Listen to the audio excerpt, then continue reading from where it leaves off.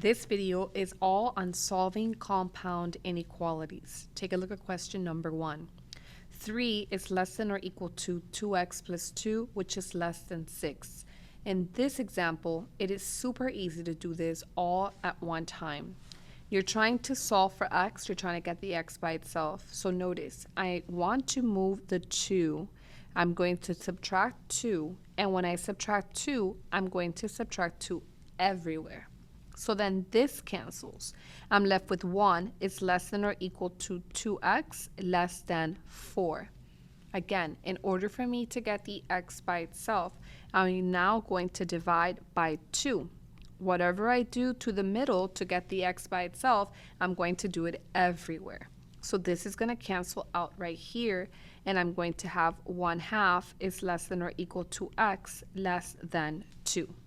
If I have to write this in interval notation, it is going to be a bracket 1/2 comma 2 parentheses. As a reminder, it's going to be a bracket because it's less than or equal to, but this one's going to be a parentheses because it is just less than.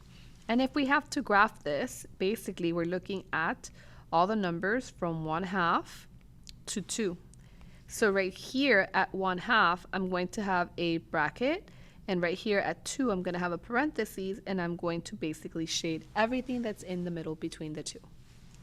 In question number 2, same thing. This is actually a pretty simple problem.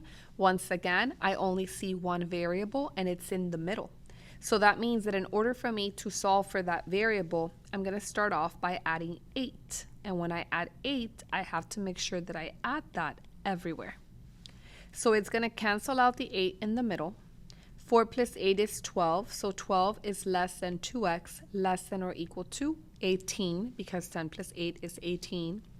Now, to get the x by itself, I have to divide by 2, but I have to do that everywhere. So that means I get 6 is less than x is less than or equal to 9.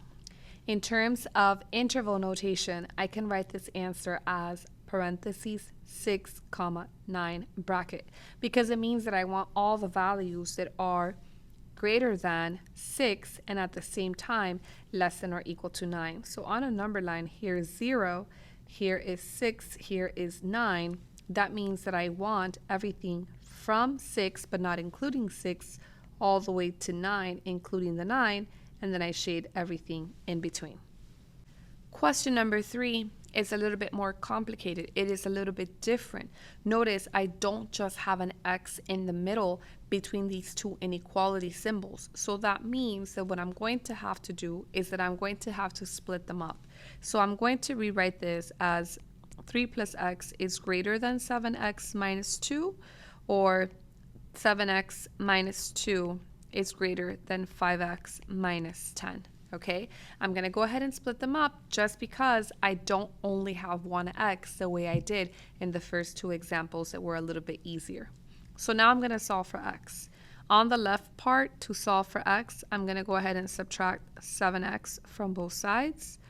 So I get 3 minus 6x is greater than negative 2. I take away 3, so I get negative 6x is greater than negative 5. And if I divide by negative 6, that means I have to switch the inequality, and negative 5 divided by negative 6 is just positive 5/6. So that is one part of my answer so far. On the other side, I'm going to subtract 5x. And you may be asking, why am I bringing the x's over to the left-hand side? And the answer is, it's going to make it easier for us at the end to be able to understand, like, if it's greater than or less than. So I just kind of find it a little bit easier for students to leave the variable on the left. If you can handle it both ways, even better for you, then you can go ahead and move the x to the right if you'd like. So here, 2x minus 2 is greater than negative 10. Let's add 2 to both sides. So 2x is greater than negative 8. When I divide by 2, there is no need to switch the inequality because of the fact that it is a positive 2 that I'm dividing by. So now basically my answer is all of the numbers that are less than 5/6, or all the numbers that are greater than negative 4. So on my number line, here I have negative 4, here I have positive 5/6. And I want everything that is less than 5/6, so I'm going to put a parenthesis. And at the same time, I want everything that is greater than -4. So my answer is going to be everything that's in between, everything that's greater than -4, everything that's less than 5/6. In example number 4, we kind of run into the same situation as example number 3, and that is that we see a lot of variables everywhere. So instead of trying to solve this all at one time, I'm going to go ahead and separate these into 2 separate inequalities. 4 minus 5y is less than 5 plus 3y. My goal is to solve for y. I'm going to add 5y to both sides here. I get 8y is less than 4.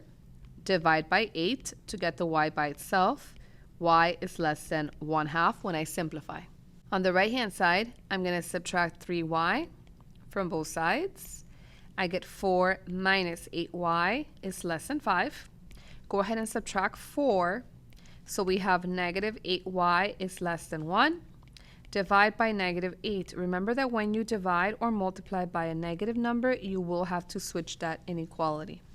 So on a number line, I'm talking about all the values that are going to be greater than -1/8 and at the same time less than 1/2.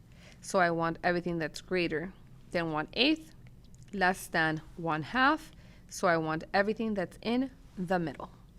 Hope you found this video helpful. Remember to subscribe to my channel for more help with math so that you can say, yes, I can do math with confidence. Until next time, thanks for watching.